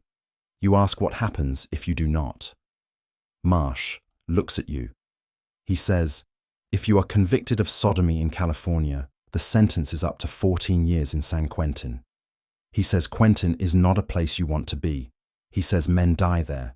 He says if you want to avoid that, you need to let him do his job. You say you will. Charlie says he will. Marsh stands up. He says the hearing is in 2 days. He says he will see you then. He leaves. You and Charlie sit in the cell. You think about 14 years. You think about San Quentin. You think about the men who go in and never come out. You think about what your life would be if you are convicted. No future, no hope, just walls and bars and the slow erosion of everything that makes you human. Charlie says he is sorry. You ask why. He says this is his fault. He says he should have been more careful. He says he should have listened when you said you should leave. You say it is not his fault. You say you made the choices together. You say you are in this together. He nods. He does not look convinced. The hearing is held in a small courtroom downtown. You and Charlie are brought in chains. The room is nearly empty. A judge sits at the front, an old man with a white beard and a sour expression. Marsh is there. The 2 police officers are there. A clerk is there. No one else. Patrick is not there. You do not know if that is because he chose not to come or because he was not allowed. The judge reads the charges: sodomy, gross indecency, lewd behavior. You listen to the words and they do not sound real. They sound like something from a nightmare. The judge asks how you plead. Marsh stands. He says not guilty on all counts. The judge nods. He asks the police to present their evidence. The officer who arrested you stands. He describes what he found. 2 men living together in a single room. A single bed. No evidence of separate sleeping arrangements. He says he received a complaint from a concerned citizen. He says the complaint alleged immoral activity. He says when he investigated, his suspicions were confirmed. He does not say how. He just says he knows. Marsh stands. He asks if the officer witnessed any illegal activity. The officer says no. Marsh asks if the officer found any physical evidence of illegal activity. The officer says no.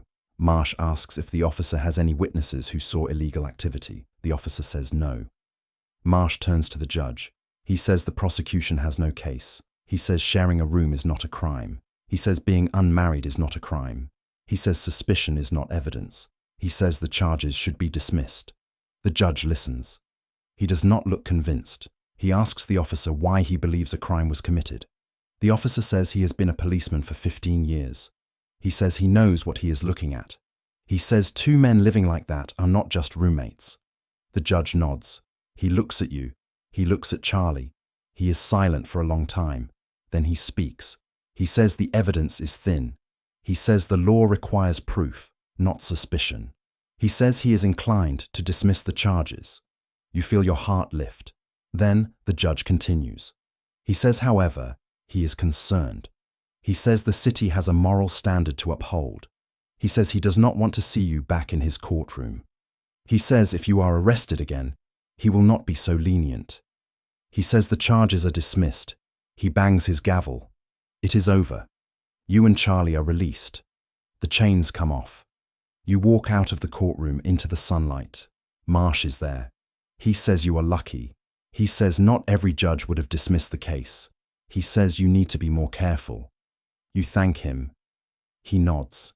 He hands you a bill for his services. $20. You do not have $20. Charlie does not have $20. Marsh says he will send the bill to Patrick. He leaves. You and Charlie stand on the street. You do not know what to do. You do not know if you should go back to the room on K Street. You do not know if it is safe. You do not know if the police are watching. You do not know anything except that you are free, at least for now. Patrick finds you an hour later. He is walking down the street, sees you, comes over. He asks if you are all right. Charlie says yes. Patrick nods. He says he paid the lawyer. He says Charlie owes him. Charlie says he will pay him back. Patrick says he knows. Then Patrick looks at you.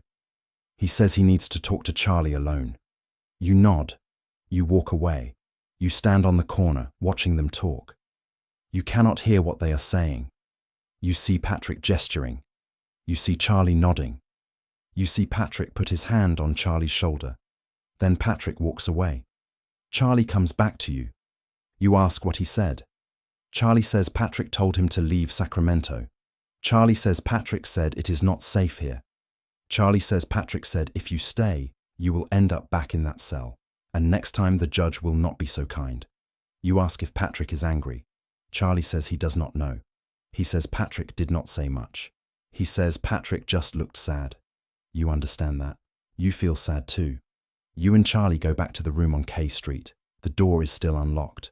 The room looks the same. Your things are still there, but it does not feel like home anymore. It feels like a trap. You pack your things. Charlie packs his. You leave the key on the table. You walk out. You do not look back. You spend the night in a flophouse near the train station. 5 cents for a bed in a room with 20 other men. It is loud and it smells, and you do not sleep. You lie there staring at the ceiling, thinking about what comes next. You think about leaving California. You think about going back north. You think about the camps. You think about how simple life was there, how no one asked questions, how you could be close to Charlie without fear. You wonder if you made a mistake leaving. You wonder if you should have stayed. In the morning, you and Charlie buy train tickets, north, back to Oregon. You do not have enough money to go all the way to Washington, but you have enough to get to Portland. From there, you will figure it out. You board the train. You find seats near the back.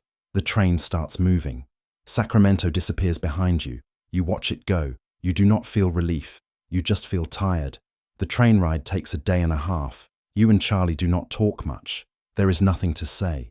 You sit side by side, watching the landscape roll past. Farmland gives way to forests. The air gets cooler.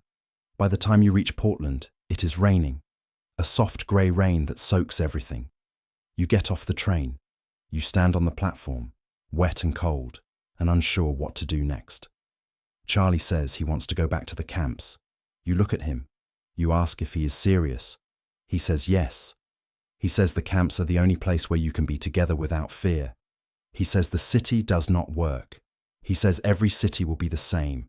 He says the only place you are safe is in the woods, 30 miles from everyone, where no one asks questions and no one cares. You think about that. You think about the cold, the work, the exhaustion. You think about the bunkhouse, 47 men, no privacy. You think about the fact that you will never have a life together. Not really. Not in the camps. Just proximity. Just stolen moments. Just the illusion of being close. You tell Charlie you do not want to go back. You tell him you want something more. You tell him you are willing to risk everything for that. He looks at you. He says he understands. He says he wants that too. He says he just does not think it is possible. You say maybe it is not. You say maybe you are chasing something that does not exist. You say maybe men like you do not get happy endings. He does not argue. He just stands there in the rain, looking defeated. You find a boarding house in Portland, the same one you stayed in months ago. Mrs. Kessler remembers you. She asks if you want separate rooms or if you are sharing. You say sharing. She gives you the same look she gave you before. She gives you a key. The room is the same. 2 beds, a window. You drop your packs. You sit down. Charlie sits down. You are back where you started. That night, you and Charlie talk. Really talk. For the first time since the arrest. Charlie says he does not know if he can keep doing this. He says the fear is too much. He says every time a door opens, he thinks it is the police. He says every time someone looks at him, he thinks they know. He says he cannot live like that. You say you feel the same way. You say you are tired of being afraid. You say you are tired of hiding. You say you do not know what the answer is, but you know it is not going back to the camps. Charlie asks what you want to do. You say you want to find a place where you can be together without fear. You say you do not know if that place exists, but you want to try. He asks where. You say you do not know. Maybe a bigger city, maybe San Francisco, maybe Seattle, maybe somewhere no one knows you, maybe somewhere you can disappear into the crowd. He says maybe. He does not sound convinced. You lie in bed that night, in separate beds, and you think about the camps. You think about Eric Anderson, the man you were. You think about the letter he wrote to his brother in Norway, the letter that said Thomas knew him better than anyone in America, the letter that survived in a trunk for 90 years. You think about the fact that Eric and Thomas probably never had what you and Charlie have now. They probably never kissed. They probably never said the words. They probably just shared a blanket and called it enough. And maybe it was enough. Maybe that was all men like you could hope for in 1895. You think about the historian Peter Bogue. You think about the work he did, the letters he found, the stories he uncovered. You think about how much has been lost, how many men like Eric and Thomas and you and Charlie have lived and loved and died and left nothing behind. No letters, no photographs, no proof they ever existed. Just silence, just absence, just the great blank space where their lives should have been. You think about the fact that you and Charlie will probably end up the same way. A story no one tells, a love no one records, just two men who met in a logging camp and tried to build a life together and failed. Or maybe did not fail, maybe just survived. Maybe survival is all men like you can hope for. The next morning, you wake to rain. It has been raining all night. The streets are rivers of mud. You and Charlie eat breakfast in a tavern near the boarding house. The food is terrible, but it is warm. You talk about what to do next. Charlie says he heard there is work in the shipyards. You say you will look. He says he will too. You finish your breakfast. You walk out into the rain. You spend the day looking for work. The shipyards are hiring, but only for men with experience. You have none. You try the docks. They are hiring, but the foreman takes one look at you and says you are too small for dock work. You try a lumber mill. They are not hiring. You try a cannery. They are not hiring. By the end of the day, you have nothing. Charlie has nothing. You walk back to the boarding house wet and tired and discouraged.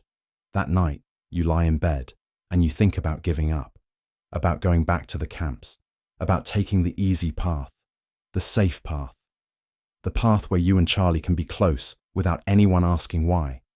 It would be so easy.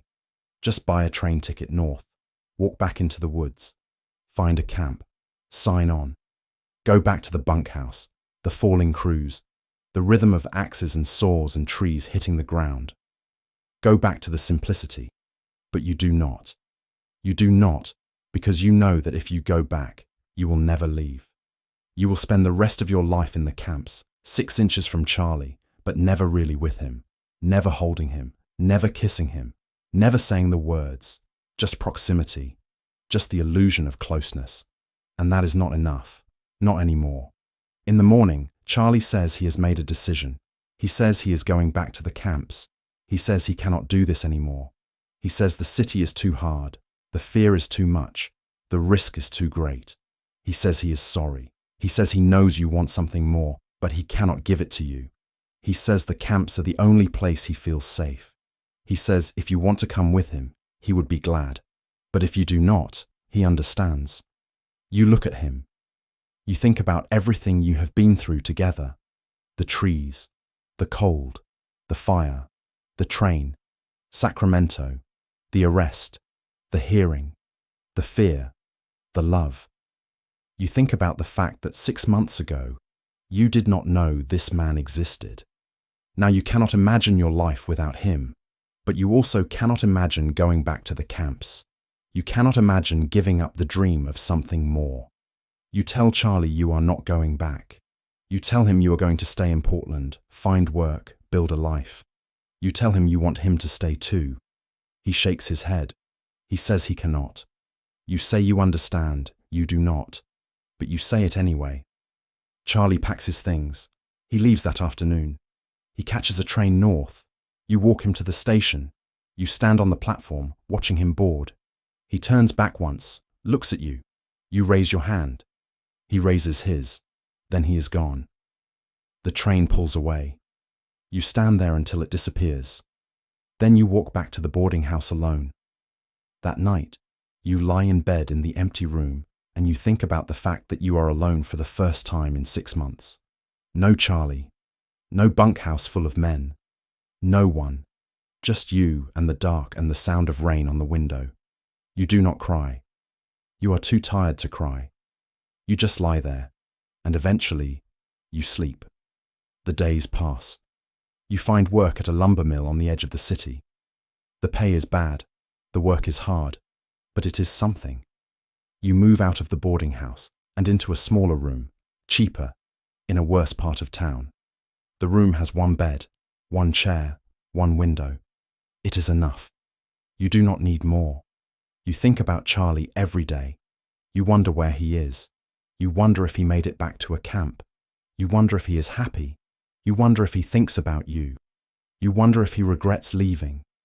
You wonder if you should have gone with him. You do not have answers. You just have the questions. Months pass. Winter comes. The rain turns to snow. The city is cold and grey and bleak. You work, you eat, you sleep. You do not talk to anyone. You do not make friends. You just exist. It is not a life. It is just survival. But it is yours. One night in January, almost a year after you left the camps, you are walking home from work. It is snowing lightly, the streets quiet. You turn a corner and you see someone. A man, standing under a street lamp, smoking a cigarette. He looks familiar. You stop. He looks up. It is David, the man from Sacramento, the man from the river. He sees you. He recognizes you. He smiles. He says he thought that was you. He asks what you are doing in Portland. You say you live here now. He says he moved here 3 months ago. He says Sacramento got too dangerous. You say you understand. He asks where your friend is, the one you were with at the river. You say he left. David nods. He says he is sorry. You say it is all right. You do not mean it, but you say it anyway. David asks if you want to get a drink. You say yes. You walk to a tavern together. You sit in the back, away from the crowd. You drink cheap whiskey. David talks. He tells you about Portland. He tells you about the neighborhoods where men like you gather. He tells you about the places that are safe. He tells you about the places to avoid. He tells you that it is possible to have a life here, if you are careful. You listen. You want to believe him. David becomes your friend. Your only friend. You meet him once a week, sometimes twice, always in quiet places where no one pays attention. He introduces you to others. Men like you. Men with careful eyes and quiet voices. Men who have learned how to survive in a world that wants them gone. You learn the unspoken rules. Where to look, where not to look, how to read a room, how to leave before trouble starts. You learn that there is a whole hidden world in Portland, invisible to everyone except those who know where to find it. Bars with back rooms, boarding houses where the landlords do not ask questions, streets where men walk after midnight. It is not a community exactly. It is more like a network of people who understand the same fear. You think about Charlie less as the months pass, not because you stop caring, but because the pain of missing him becomes background noise, something you carry but no longer notice. You wonder sometimes if he made it back to the camps.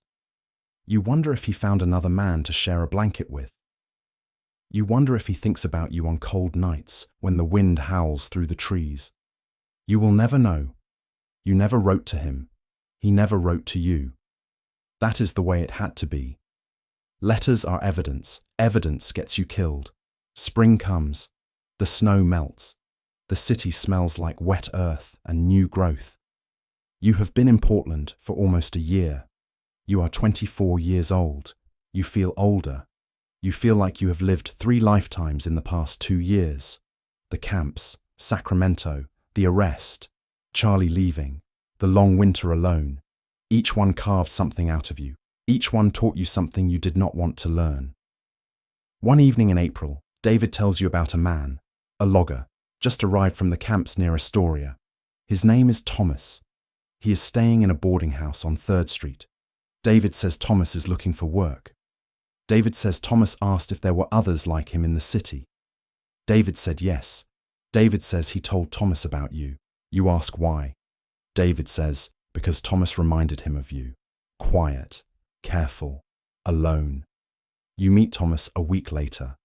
David arranges it. A tavern near the river, late evening, the kind of place where men drink alone and no one bothers them. Thomas is sitting at a table in the corner when you arrive. He is maybe 30, dark hair, strong hands, a face that has seen weather. He looks like every logger you ever worked with. He looks like he could be from any camp in the Northwest. He looks like he belongs in the woods, not in a city. You sit down. You do not say much at first. Neither does he. You order a beer. He has one already. You drink in silence for a while. Then he asks where you are from. You tell him. He nods. He says he worked near Aberdeen for a while. He asks if you know the camps there. You say yes. You worked there. He asks when. You tell him. He says he was there too. Different camp, but close. You might have passed each other on the trails. You might have eaten in the same cookhouse. You might have been in the same forest, chopping down the same trees, and never known it. He asks why you left. You tell him you wanted something different. He nods. He says he left for the same reason. He says he got tired of pretending. You understand. You do not need to say more. He already knows. You and Thomas start seeing each other. Not often. Once a week, maybe twice. You meet in quiet places. You talk about the camps, about the work, about the trees. You talk about the things you miss and the things you do not. You do not talk about the future. The future is too uncertain. You just talk about now, about today. About the fact that you are both here, both alive, both trying to figure out how to live in a world that does not want you. After a month, Thomas asks if he can come to your room. You say yes. He comes over one evening after dark. You light the lamp, you sit on the bed. He sits on the chair. You talk for a while. Then you stop talking. He moves to the bed. You let him. You kiss him. It is different from kissing Charlie. Thomas is older, more sure of himself, less afraid. The kiss is brief. Then he pulls back. He asks if this is what you want. You say yes. He nods. He stays the night. Thomas is not Charlie. You do not love him the way you loved Charlie. But he is here, and Charlie is not. And maybe that is enough. Maybe love is not always the enormous, overwhelming thing you thought it was. Maybe sometimes it is just companionship. Just 2 people who understand the same loneliness.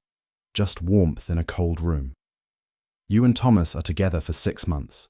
He finds work at the same mill where you work. You walk to work together in the mornings, walk home together in the evenings. You share your room, you share your bed. You build something that feels almost like a life. It is not perfect, it is not safe, but it is more than you thought you would have. In the fall, Thomas gets a letter. His brother in Minnesota is sick. His brother needs him. Thomas says he has to go. You say you understand. He asks if you want to come with him. You say no. You say you have had enough of running. You say you are staying in Portland. He nods. He says he understands. He leaves a week later.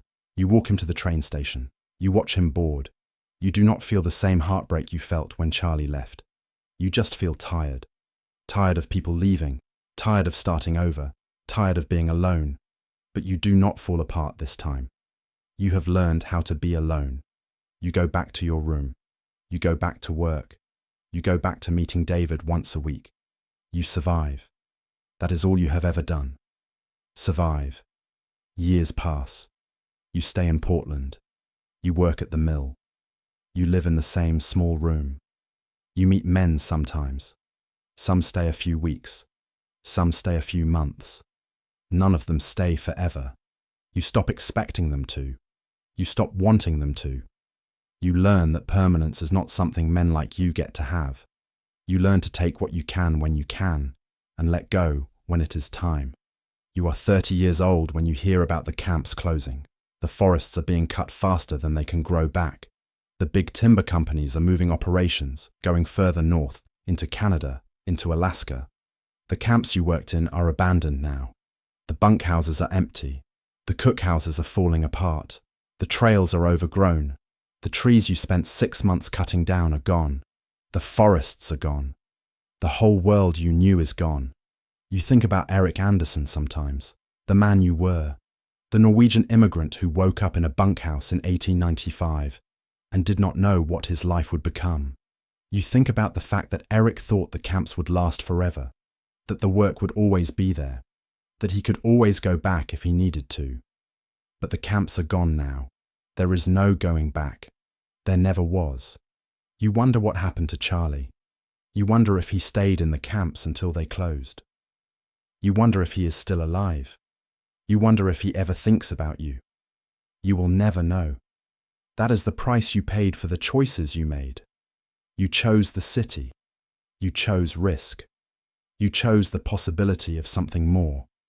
And what you got was survival, not happiness, not love, just survival. But maybe that is enough. Maybe survival is the victory. Maybe the fact that you are still here, still breathing, still walking the streets of Portland at 30 years old when so many men like you are dead or in prison or broken. Maybe that is the whole point. Maybe you do not get happy endings. Maybe you just get to keep going. And maybe that is its own kind of grace. You think about the men in the camps, the thousands of men who lived and worked and loved in those forests and left nothing behind. No letters, no names, no proof they existed. You think about the fact that someday someone might find a letter. Someday someone might dig through an archive and find a scrap of paper that says, Thomas knew him better than anyone in America. And maybe that person will wonder who Eric was, who Thomas was, what their lives were like, what they meant to each other. You think about the fact that you will never write that letter. You will never leave that evidence. When you die, there will be nothing left of you. No name in a history book, no story passed down, just silence, just the great blank space where your life should have been. And maybe that is the saddest part. Not that you had to hide, but that when you are gone, it will be like you were never here at all. But you were here. You are here. You walked out of a logging camp in 1895 with a man you loved, and you tried to build a life. You failed. Or maybe you did not fail. Maybe you just did what you could with what you had. And maybe 100 years from now, someone will read these words and know that you existed, that Eric existed, that Thomas and Charlie and David and all the others existed, that men like you have always existed, that you loved and you hid and you survived. And maybe that will be enough. The camps are gone now, the trees are gone, the men are gone, but the forests are still there, smaller, quieter, but still there. And if you listen carefully, on a cold night when the wind moves through the branches, you can still hear the sound of axes, the rhythm of two men working in perfect sync, the sound of a tree falling, the sound of someone tapping twice on a wall, the sound of a life lived in the margins, in the shadows, in the spaces between what was allowed and what was true. You are 40 years old when you finally leave Portland. The mill closes. The work dries up. The city has changed. It is bigger now, busier, harder to disappear in. You take a train north.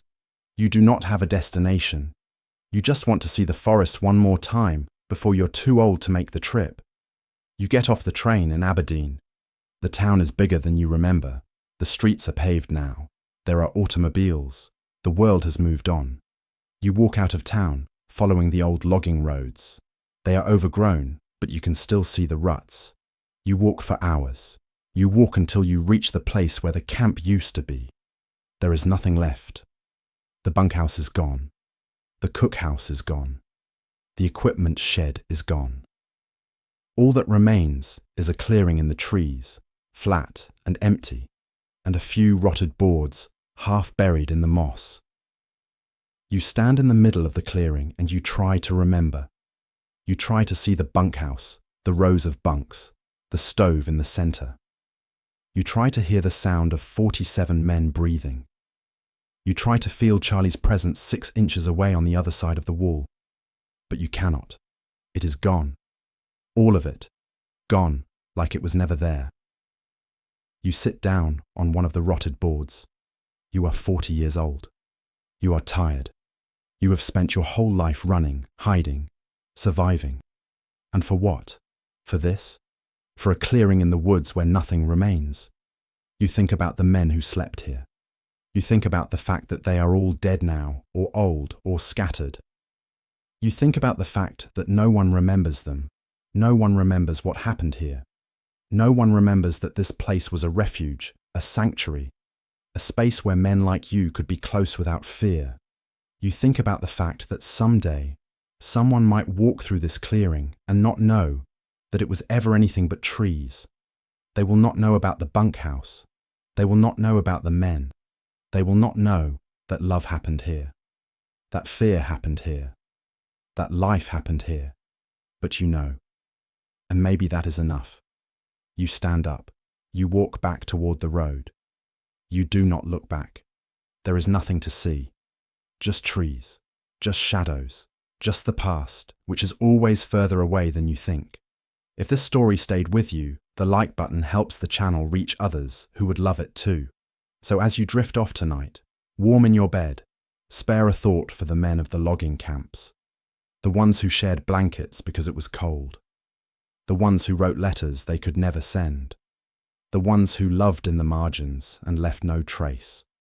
They had no word for what they were, but they had each other. And for a while, in the forests of the Pacific Northwest, in the long, cold winters of the 1890s, that was enough. May your dreams be free of fear, free of judgment, and full of the quiet knowledge that love has always found a way, even when the world said it could not. Good night, and sleep well.